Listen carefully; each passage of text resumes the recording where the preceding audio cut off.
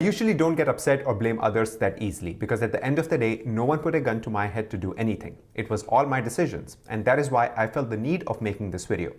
So trading is about to get boring or become very boring. We have seen it all in the last 2 years. I remember watching the 2020 crash and thinking that this is the time we need to buy, and I did some buying during that time which turned out pretty good in the last 2 years.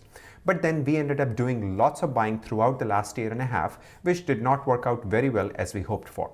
I always say this, that anyone can master the buying. I mean, yeah, you can look at few charts, few reports, and all of a sudden, you become this guy who knows a lot about markets.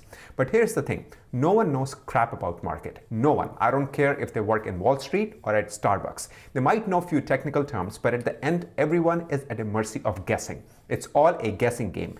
Technical analysis, reading charts, it's all BS when it comes to market conditions like this.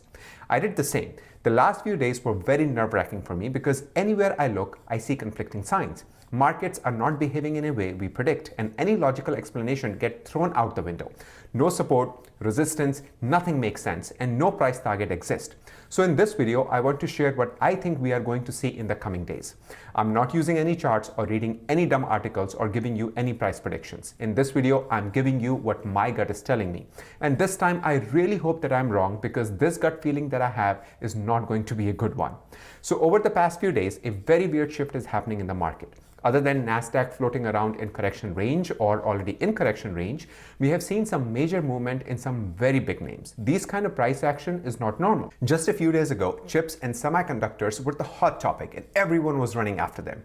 And now all of a sudden, they are not that sexy anymore. The sentiment changes on the street by the day, and this is not good for us retail investors because we don't trade with that speed. We buy thinking long term and we hold it thinking long term, but when it's time to sell and we know it's time to sell, we still hold it because we think it's going to go up more.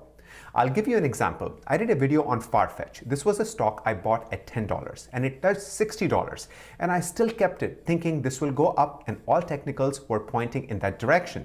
Their earnings were good, their reports were good. And also I have a good price point, so why bother selling at this time? And now the same stock is at $22 or $23.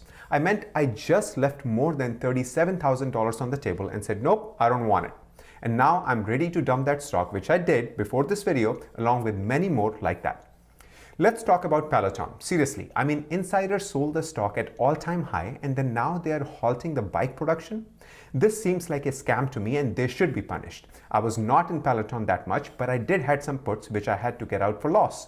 So again, this is my opinion only, and I feel we are entering a very boring phase of trading.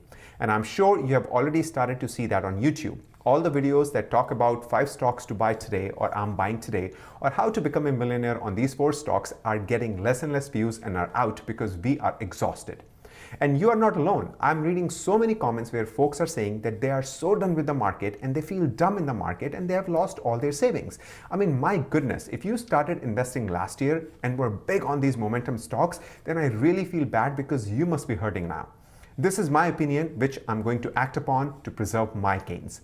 I'll be getting out of all the companies that I once had a strong conviction, but they just won't have easy access to the capital now. And they're not profitable yet, and they were a big part of the momentum trades. So companies like Robinhood, Lucid, Xpeng, Farfetch, I'm going to sell out of these companies and preserve my cash to buy more of what matters. Yes, I still believe in Amazon, I still believe in Google, I still believe in Apple, and I still believe in Tesla. Nvidia, SoFi, Affirm are few others. Just 10 to 15 companies, and that's all. I know it's going to hurt seeing my account go so small, but you know what? I will feel more comfortable keeping cash in my pocket and be ready to jump in when I see the rotation come back into the market. Not happy the way market is turning and not happy how suits are taking advantage of us retailers. As I said in the beginning that I'm usually not the one to complain because I feel we all are adults.